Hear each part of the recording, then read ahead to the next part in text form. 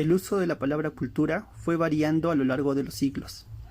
En el latín hablado en Roma significaba inicialmente cultivo de la tierra y luego, por extensión, cultivo de las especies humanas.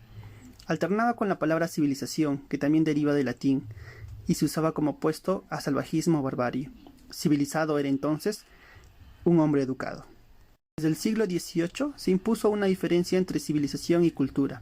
El primer término se reservaba para nombrar el desarrollo económico y tecnológico, lo material. El segundo para referirse a lo espiritual, es decir, el cultivo de las facultades intelectuales. En el uso de la palabra cultura cabía entonces todo lo que tuviera que ver con la filosofía, la ciencia, el arte y la religión. Además, se entendía la cualidad de culto no tanto como un rasgo social, sino como algo individual. Por eso, podía hablarse de un hombre culto o inculto, según hubiera desarrollado sus condiciones intelectuales y artísticas, tal y como es hoy muy frecuente.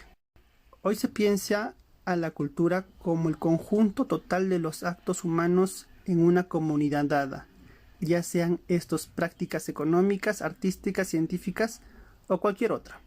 Toda práctica humana que supere la naturaleza biológica es una práctica cultural.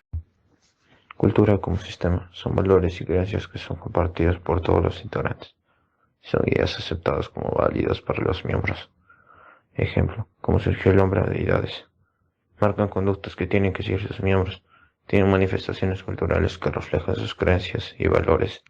En el mundo podemos distinguir 4 grupos culturales: la cultura occidental, islámica, oriental y africana. La cultura occidental tiene su origen en las culturas griega, romana y judía. Su religión es la cristiana. Su idioma mayormente son el inglés y el español.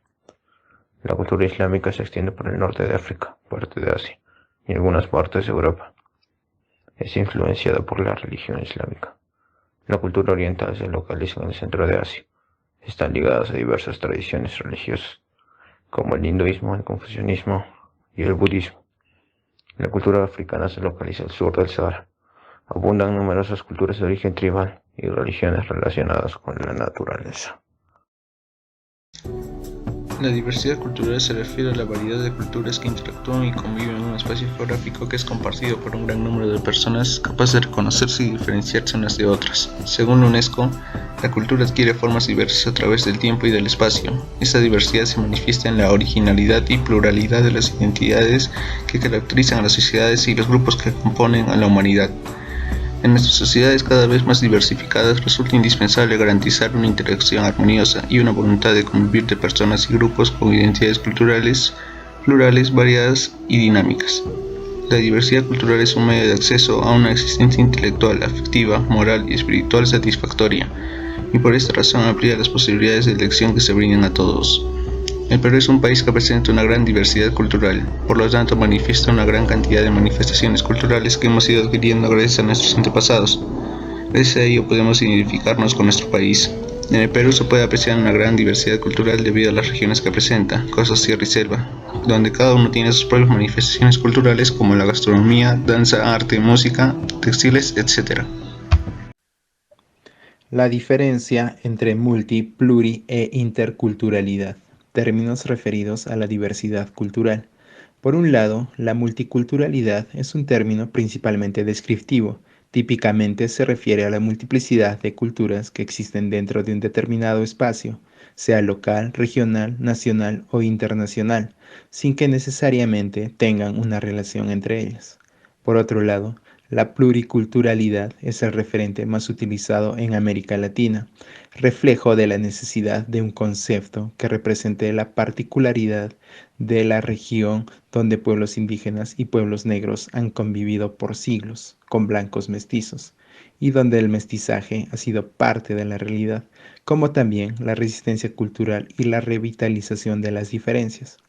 A diferencia de la multiculturalidad, la pluriculturalidad sugiere una pluralidad histórica y actual, en la cual varias culturas conviven en un espacio territorial.